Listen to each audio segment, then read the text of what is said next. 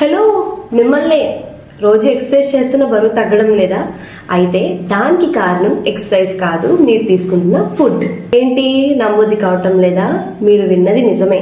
అసలు మీకు తెలుసా, బరువు తగ్గడంలో న్యూట్రిషన్ పాత్ర 80% ఉంటుంది, మరి ఎక్సర్సైజ్ పాత్ర 20% ఉంటుందనే విషయం మీకు తెలుసా? మీరు వెయిట్ లాస్ అవ్వాలి అనుకుంటే ముందు మీ కిచెన్ మారాలి. అంటే మీ కిచెన్ లోను ఫ్రిడ్జ్ లోను హెల్దీ ఇంగ్రీడియంట్స్ ఉంచుకోవాలి.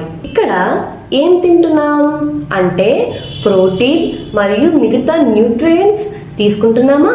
ఎంత తింటున్నాం అంటే క్యాలరీస్ కంట్రోల్ చేసుకుంటున్నామా? ఎప్పుడు తింటున్నాం అంటే రైట్ టైమింగ్స్ ఇంకా మొదలైనవి ఇంపార్టెంట్.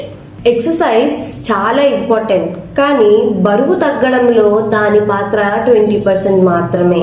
అసలు ఎక్సర్సైజ్ దేనికి హెల్ప్ అవుతుంది అంటే మెటబాలిజాన్ని యాక్టివ్ గా ఉంచుతుంది, ఇంకా బాడీకి మంచి షేప్ ఇస్తుంది, ఇంకా ఎనర్జీ బాగా పెరుగుతుంది, ఇంకా బరువు తగ్గినాక మళ్ళీ పెరగకుండా హెల్ప్ చేస్తుంది.